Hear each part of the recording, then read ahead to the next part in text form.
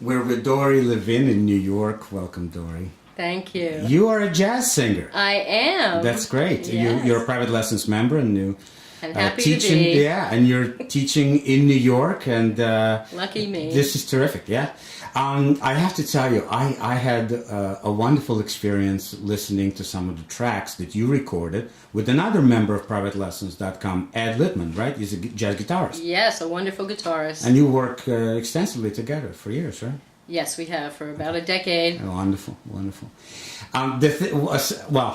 I can't even begin to tell you how wonderful the album is. It's creative, and you just go directions that my ears want to go. Oh, so I nice love to hear that. Yeah, I loved hearing some of the things that you're doing. And then I've noticed that you do scat singing. I do indeed. Let's talk about this.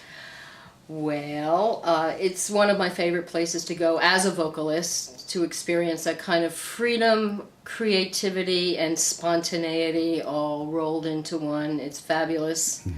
For those that don't know, so scat singing... So scat singing is a wordless form of spontaneous improvisation. It's kind of instrumental, isn't it? Yes, it's when you might consider when singers kind of cross the line into a more instrumental approach and use of our voices, and it's always appealed to me to kind of go where the instrumentalists go. And it's evolved through decades, starting probably with Louis Armstrong and Ella Fitzgerald way back, and it's... Mel Torme and Mel Cab Torme, Calloway, all these yes, people, yeah. A bunch of... And everybody has a different flavor, right? Well, we're supposed to be hopefully developing our own vocabularies and languages as if we want to get into scat singing, but I also teach... This is my things. follow-up question about that. And if I were to learn, is there a method to this madness, or how do you approach it? Well, there's a lot to it. It's multifaceted. There's many ways into it. Some involves studying the works of the great improvisers, such as Charlie Parker and Lester Young. Getting with a great teacher, right?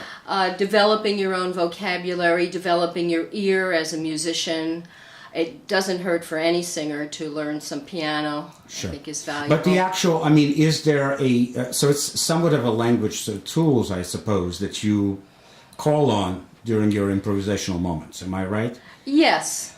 I call it fake language. It's sort of this right. otherworldly. But is there a way? language. Is there a preparation process? How do I learn? Yes, there's exercises. I have many tools in my toolbox that I pull out during lessons.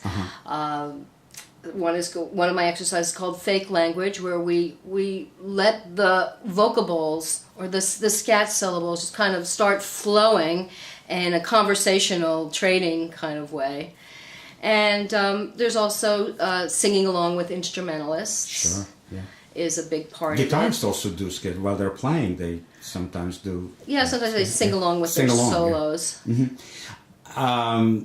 And now let me follow up with one more question about that. And so, if the syllables and the words that you're pronouncing, scat, they're kind of silly little things, right? But what kind of meaning do you put behind that? Well, it should all, like all great singing, be connected to your feeling. Mm-hmm. And it can be humorous, and it could be all kinds of things. It can be humorous. I like to go into unconventional places where the formal voice doesn't venture into. And really stretch and bend and explore vocal possibilities. Well, listen, this is terrific. Thank you so much. It's nice to meet you in person. My pleasure. And please sing. Lovely to meet you too. Thank you.